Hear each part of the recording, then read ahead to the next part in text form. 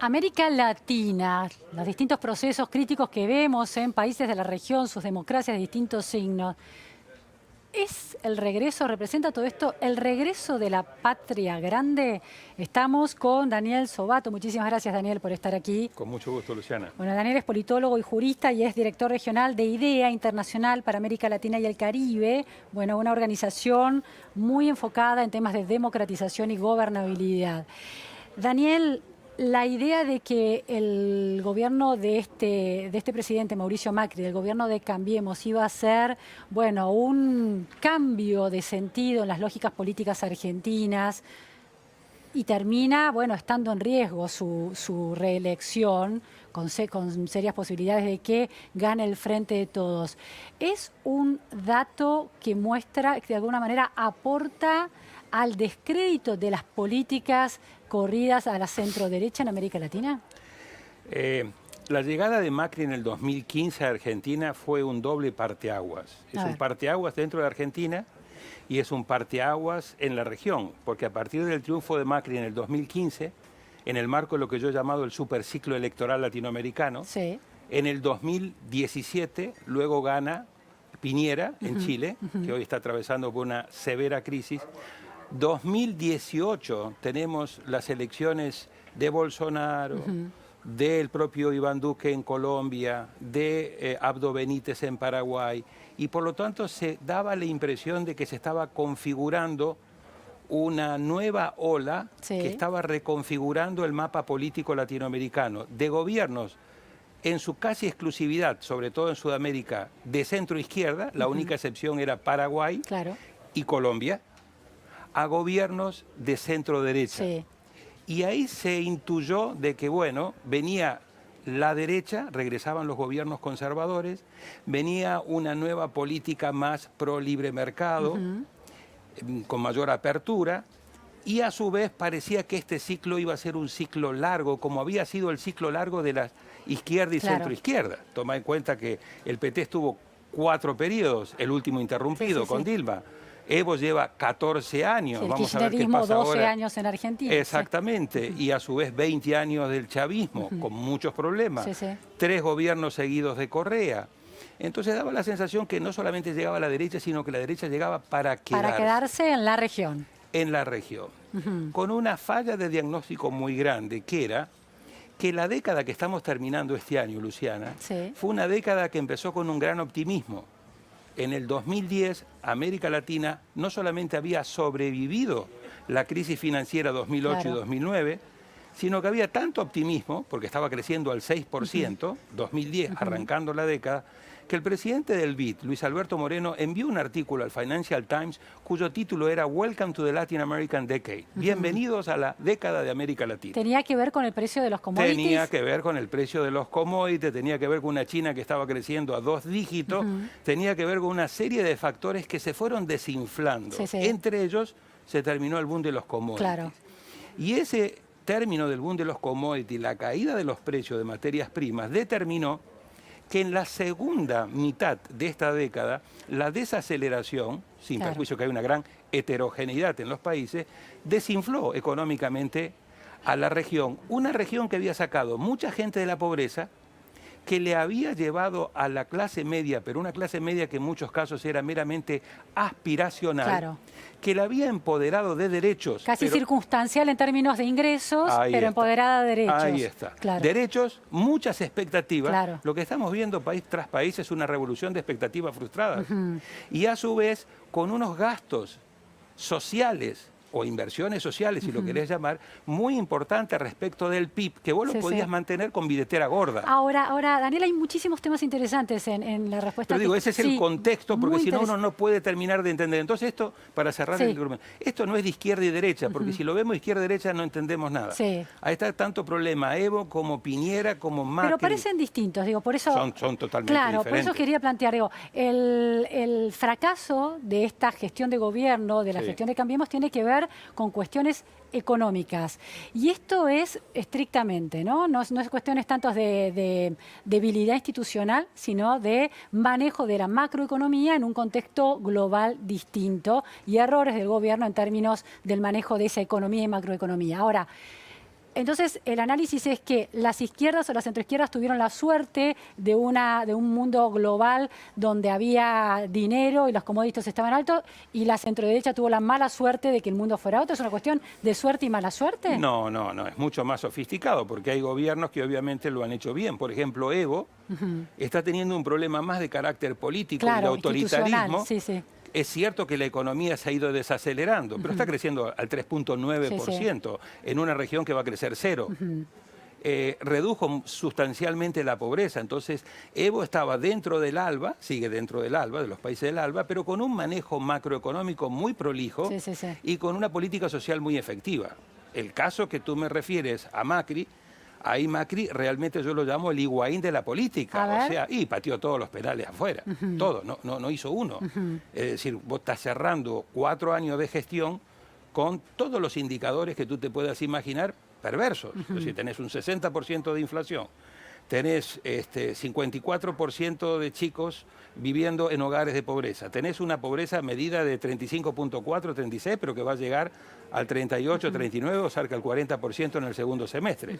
Tenés un desempleo por encima del 10%. Es decir, ahora, indicador tras indicador, son promesas incumplidas y eso la gente te lo pasa. El gobierno sostiene que hasta las elecciones, las primarias, las PASO, algunos indicadores iban mejorando muy... Los brotes verdes. Los pequeñísimos, ¿no? Casi invisibles. Y que lo que produce la incertidumbre es el posible triunfo del Frente de Todos. Ahora, en esta idea de la crisis de las expectativas que planteabas, ¿puede darse esta interpretación también que el problema estructural de la Argentina de creación de pobreza que lleva décadas en este país y que ningún partido en el poder ha logrado resolverlo, por un lado ha generado una deuda histórica que es muy difícil de torcer si no se interviene estructuralmente, macroestructuralmente, pero la gente ha adquirido ciertos derechos a lo largo del kirchnerismo sustentados con déficit que no está dispuesto a renunciar? Correcto. Mira, Argentina es un país que en 1970 nosotros teníamos aproximadamente 4% de pobreza. Hoy, si nos acercamos al 40%, quiere decir que lo hemos multiplicado mínimo entre 9 y 10%. No hay ningún país del mundo que haya multiplicado en 40 años por 10 su pobreza. Hay países que tienen más pobreza. Entonces ahí tenemos un problema estructural que no es solamente de este gobierno. Ahora, que este gobierno no ha tenido la capacidad de cumplir con sus promesas es algo que el electorado te lo factura. Yo he escrito un artículo que llamo El voto castigo. Y lo que estamos viendo en América Latina, en este superciclo electoral, de los 18 países de América Latina, 15 van a tener elecciones presidenciales entre el 2017 y el 2019. Quedan solamente 3 por celebrarse. Perdón, 2. Bolivia, que acaba de tenerlo este domingo, y el domingo que viene Argentina y Uruguay. De esas 12 que ya se han celebrado, 13 ahora con Bolivia, pero no sabemos el resultado todavía, en 7 ocasiones triunfó la oposición. O sea, un voto castigo a los oficialismos. En 2 ganó el oficialismo haciendo trampa en contexto de reelección, Honduras y Venezuela. Y solamente en 3 casos, Ecuador, Paraguay y Costa Rica, ganó el gobierno. Entonces tenés una tendencia, sin perjuicio que sea de izquierda o de derecha, que haya un voto castigo contra los oficialismos. La crisis que se está dando en Chile, Daniel, de un país estructuralmente, macroestructuralmente muy sano, en términos de crecimiento, reducción de la pobreza, pero se descubre ahora de profunda inequidad. Se descubre ahora, digo, porque la crisis ha llegado a su punto culminante. Ese es el peor ejemplo para instalar la idea de que el libre mercado es la solución para el crecimiento, precisamente porque Chile, que parecía tan sano en esos términos, demuestra una deuda social importante. ¿Sabes qué pasa, Luciana? Yo creo que siempre que hacemos los análisis, no hacemos análisis finos y nos dejamos ir por más bien titulares, ¿no es cierto? Es decir, negar los avances importantes que Chile ha hecho sería absurdo. O sea, Chile sacó del 45% de la pobreza, hoy tiene 8%. O sea, ha hecho un avance fundamental. Amplió la clase media, que hoy es el 70% de la sociedad chilena. Ha tenido un manejo prolijísimo de la macroeconomía y ha tenido estabilidad política. Ahora, ¿qué pasó? No hicieron un cambio en la agenda. Cuando ellos cambian la matriz de la sociedad y pasás de una sociedad con mucha pobreza a una sociedad con mucha clase media, vos no podés seguir teniendo una agenda de pobreza frente a una sociedad de clase media. Ajá. Y hoy lo que estamos viendo son demandas de clase media, Ajá. con un problema adicional. Sí. Chile tiene una carga impositiva por debajo del 20%, Luciana. Sí, sí. Entonces, vos no podés tener un welfare state, con un estado de bienestar. Con esa carga impositiva. Con esa carga impositiva. Entonces, si no lo podés dar desde el Estado, ¿qué hacemos? Lo tiene que pagar la gente. Y como vos tenés salarios muy bajos, el 70% de la clase media tiene menos de 600, 700 dólares de salario. No lo puede pagar tampoco. Lo puede pagar, pero ¿sabes cómo? Endeudándose. Claro. Entonces, tenés esta paradoja. Claro. Chile es el país menos endeudado como país y los chilenos son los latinoamericanos más endeudados como individuos para poder complementar. Claro. Y eso hizo, esa olla de presión hizo una eclosión, porque a su vez le tenés que agregar que tenés una clase política que vive muy desconectada. Hay una crisis de representación. En la última elección, cuando ganó Piñera, votó tan solo el 49% del electorado. Hay voto voluntario. Entonces se han ido acumulando una serie de problemas que han hecho estallar esta coyuntura marcada por la desigualdad, por los privilegios, por el abuso. Bueno, Daniel, vos planteas un análisis muy interesante de cómo el conflicto en Chile no es un conflicto de los sectores populares vulnerables, no es un conflicto de la pobreza, sino de las clases medias. Entonces, la idea es que un Estado que está atravesando un conflicto como este debería aumentar su presupuesto de acción social, pero con acciones muy distintas a aquellas que se realizan cuando se enfoca a los sectores vulnerables. Correcto. Me han estado preguntando, yo vivo en Chile, me han estado preguntando en Santiago. En Santiago, vivo en Las Condes. Entonces, eso es como una burbuja, ¿me explico? Es como vivir en Puerto Madero. Primero tenés una sociedad y una ciudad tremendamente segregada con segmentos donde las realidades son completamente diferentes. Lo cual marca también una desigualdad. Pero el tema, para explicar lo que pasa en Chile es, hacé de cuenta que Chile es un edificio en el cual hay un salón relativamente no muy grande, pero con todas las comodidades que tú te puedas imaginar, butacas cómodas, aire acondicionado, el mejor champán, caviar, la mejor comida, a la cual hay mucha gente en el lobby. Y solamente unos pocos tienen una tarjeta que pueden entrar a ese salón VIP, que podríamos llamar.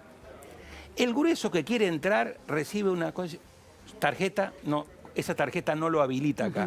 Usted va al otro salón, donde el otro salón no está mal de donde vos venías, porque vos venías de estar fuera del edificio, estabas en la pobreza.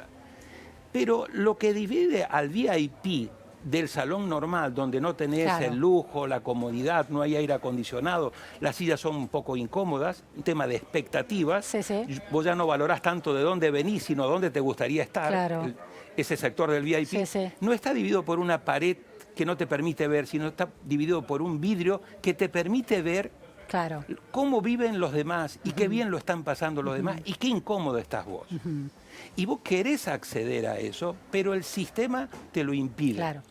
Y eso es lo que le ha generado de que a vos te empoderan, te dicen que vos vas a poder tener derecho a ir a cualquier parte del edificio, que vos sos un ciudadano como cualquier otro, y cuando vos querés ejercer esa ciudadanía, o no podés entrar, o te piden un precio que te hace endeudar para comprar la tarjeta para entrar. ¿Ves? Y cuando entras ahí, si es que pudiste entrar, estás con una angustia y con un estrés enorme porque no sabes cómo vas a pagar. Esa marcada desigualdad, esta cosa plástica que te estoy tratando de explicar, es lo que ha hecho explosión, pero a su vez hay otros grupos, porque esto no es únicamente un tema de clase media, sino también están hay estudiantes, que son antisistemas, hay grupos anarquistas, hay grupos marginales y hay también una serie de gente que está muy inconforme con Piñera porque no votó a Piñera. Entonces tenés al menos una pluralidad de 5 grupos diferentes que se están uniendo y haciendo explotar este marcado frustración y desencanto. Daniel, ¿esto es un problema de la centroderecha versus la centroizquierda o es un problema transversal? Porque Elwin, demócrata cristiano, seguido por Frey, demócrata cristiano, seguido por Lagos del PPD, seguido por Bachelet, primer gobierno del Partido Socialista, seguido por el primer gobierno de Piñera, seguido por el segundo gobierno de Bachelet, seguido por el segundo gobierno. Entonces, no es un tema nuevo, es un tema que viene desde que inició la transición, en el 90, hace 30 años, Pero vuelvo a decir, la primera parte hicieron la pega, como dicen en Chile, hicieron la tarea y sacaron a la gente de la pobreza.